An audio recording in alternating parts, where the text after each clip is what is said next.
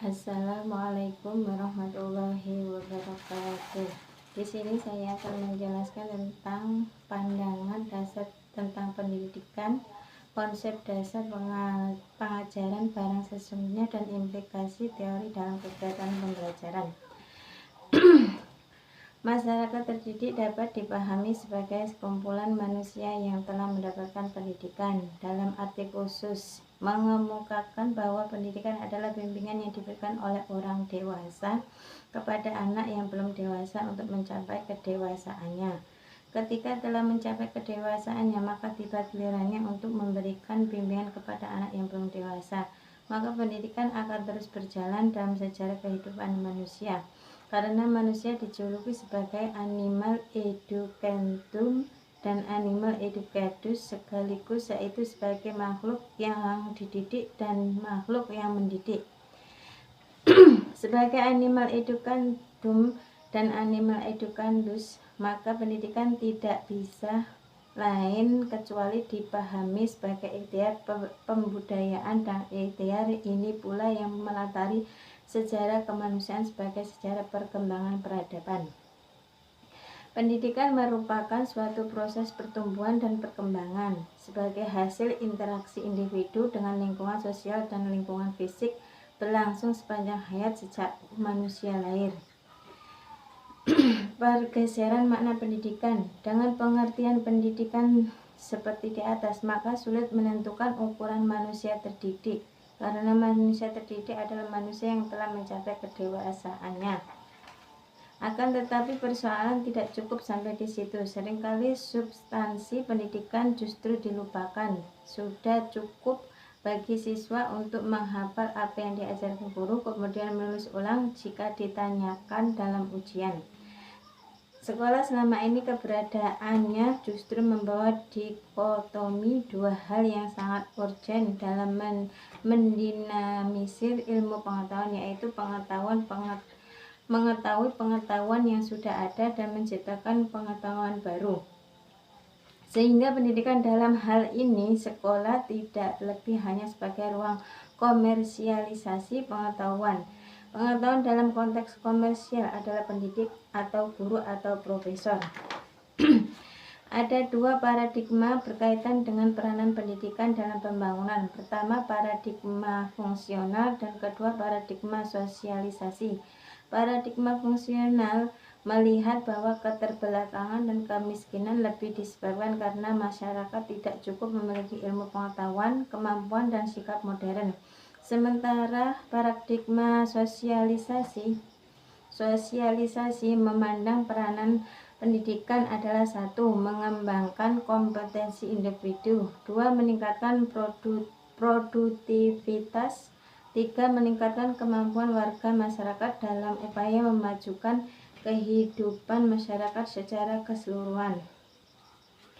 Namun kedua paradigma tersebut memiliki eksis negatif dalam praktek pendidikan di Indonesia. Sebagai analisis yang diberikan Zamroni, pertama, telah melahirkan paradigma pendidikan yang bersifat analitis mekanistis dengan berdasarkan pada doktrin reduksionisme dan mekanistik.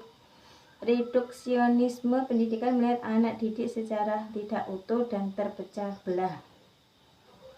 Formalisasi yang tadinya dijadikan solusi untuk mengukur tingkat pendidikan justru menjadi sebuah belenggu dan mereduksi substansi pendidikan itu sendiri.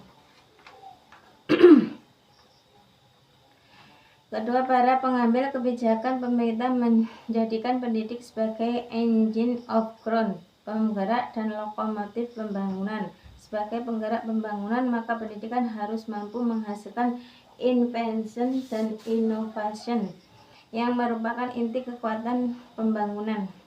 Untuk membangun masyarakat terdidik, masyarakat yang cerdas, maka mau tidak mau harus berubah paradigma dan sistem pendidikan. Pendidikan adalah proses pembudayaan. Kebudayaan merupakan hasil dari kegiatan manusia, tetapi kebudayaan juga menstrukturisasi tingkah laku manusia. Proses pemberdayaan harus lebih universal, bukan sekedar transfer ilmu, pengetahuan, dan teknologi, melainkan lebih pada menanamkan dan membangun kebudayaan hingga akan terbangun masyarakat terdidik, masyarakat yang cerdas dan berbudaya. 1. Paradigma sistematik organik. Paradigma ini dibangun dari teori ekspansionisme dan teleologis. Ekspansionisme merupakan teori yang menekankan bahwa segala objek, peristiwa, dan pengalaman merupakan bagian-bagian yang tidak terpisahkan.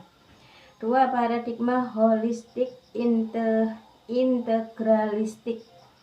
Paradigma pendidikan holistik integralistik memandang pendidikan sebagai sarana untuk mengembangkan potensi manusia secara utuh. 3. Paradigma humanistik.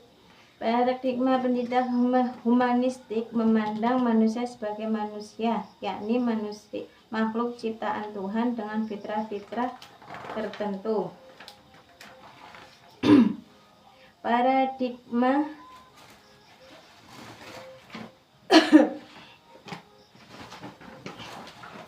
hakikat belajar dan prinsip-prinsip belajar. Menurut Winston, belajar adalah suatu perubahan di dalam kepribadian yang menyatakan diri sebagai suatu pola baru daripada reaksi yang berupa kecakapan, sikap, kebiasaan, kepandaian, atau suatu pengertian. Belajar merupakan kegiatan yang dilakukan dengan sengaja atau tidak sengaja oleh setiap individu sehingga terjadi perubahan dari yang tidak tahu menjadi tahu, dari yang tidak bisa berjalan menjadi bisa berjalan, tidak bisa membaca menjadi bisa membaca, dan sebagainya. Belajar setiap orang dapat dilakukan dengan cara berbeda. Ada belajar dengan cara melihat, menemukan, dan juga meniru. Belajar merupakan aktivitas menuju kehidupan yang lebih baik, sistematis. Proses belajar terdiri atas 3 tahapan, yaitu tahapan informasi, transformasi, dan evaluasi. Yang dimaksud dengan tahap informasi adalah proses penjelasan, penguraian, atau pengarahan mengenai struktur pengetahuan, keterampilan, dan sikap. Tahap transformasi adalah proses peralihan atau pemindahan struktur tadi ke dalam diri peserta didik. Proses transformasi dilakukan melalui informasi, sedangkan pembelajaran adalah proses interaksi peserta didik dengan pendidik dan sumber belajar pada suatu lingkungan belajar. Dalam proses belajar pasti ada suatu tujuan yang ingin dicapai. Ada beberapa hal yang menjadi tujuan dalam belajar. 1. Ranah kognitif, berkenaan dengan hasil pelajaran intelektual yang terdiri dari 6 aspek yang meliputi pengetahuan, pemahaman, aplikasi, analisis, sintesis, dan evaluasi. 2. Ranah efektif, berkenaan dengan sikap yang terdiri dari 5 aspek yang meliputi penerimaan, jawaban, penilaian, organisasi, dan internalisasi. 3. Ranah psikomotorik, berkenaan dengan hasil belajar yang berupa keterampilan dan kemampuan bertindak, meliputi 6 aspek, yakni gerakan refleks, keterampilan, gerakan dasar, kemampuan perseptual, ketepatan, keterampilan kompleks, dan gerakan ekspresif dan interpretatif. Hasil dari belajar menjadi model dalam proses pembelajaran. Selanjutnya, pembelajaran berarti suatu perubahan perilaku yang relatif tetap dan merupakan hasil praktik yang diulang-ulang. Sebagai suatu proses pengaturan, kegiatan belajar mengajar tidak terlepas dari ciri-ciri tertentu. Menurut Edi Suwardi, kegiatan belajar mengajar sebagai berikut. A. Belajar mengajar memiliki tujuan, yakni untuk membentuk anak didik dalam suatu perkembangan tertentu.